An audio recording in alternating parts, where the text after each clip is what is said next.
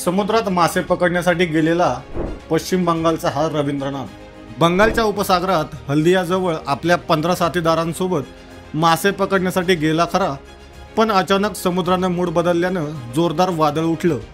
बेफाम लाटांमध्ये या मच्छीमारांचं ट्रॉलर समुद्रात उलटलं।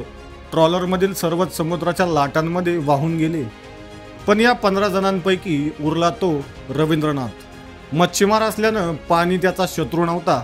वर आकाश, खाली अथांग पाणी।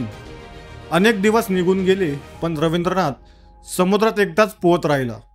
अखेर बांगलादेशच्या कुतुबदिया बेटाजवळ MV जवाद नावाचं जहाज होतं। या जहाजाच्या कॅप्टनच्या दृष्टीस रवींद्रनाथ पडला आणि त्यानं लाईफ जॅकेट फेकलं, पण ते रवींद्रनाथ पर्यंत पोहोचलं नाही। तरीही या जहाजाचा कॅप्टन काही थांबला नाही। त्याने आपले प्रयत्न सुरूच ठेवले। कॅप्टननं जहाज वळवलं, लाईफ जॅकेट पुन्हा फेकलं आणि यावेळी रवींद्रनाथने ते पकडलं। क्रेनने त्याला वर खेचलं गेलं, थकलेला, अर्धमेला पण जिवंत। जेव्हा तो जहाजावर चढला तेव्हा संपूर्ण जहाजावरील खलाशी आनंदानं ओरडले।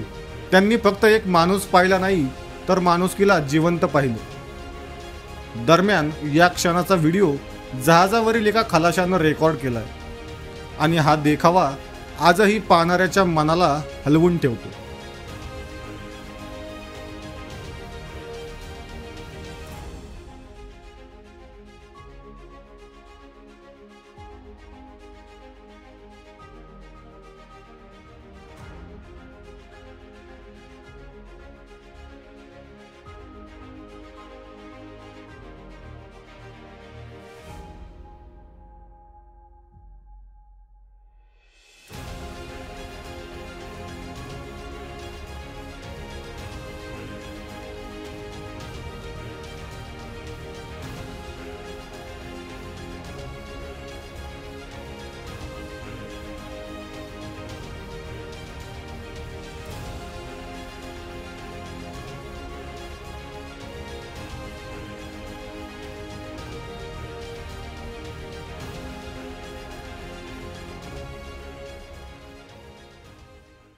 सोशल मीडियाच्या भाऊ गर्दीत विश्वासार्हतेने चकाकणारे नाव म्हणजे लेट्सअप मराठी।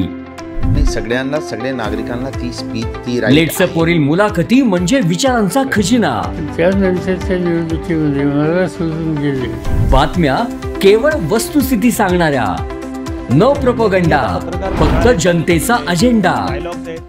क्योंकि आने वाला कल जाने वाला है, जाने वाला कल आने वाला है। राजकारण, मनोरंजन असो की क्रीडा क्षेत्र, महाराष्ट्राची स्पंदने संवेदनशीलतेने टिपणारे माध्यम म्हणजे लेट्सअप मराठी। जगासोबत एक पाऊल पुढे राहण्यासाठी लेट्सअपचे ॲप, सोशल मीडिया आणि वेबसाईट सोबत कनेक्टेड रहा।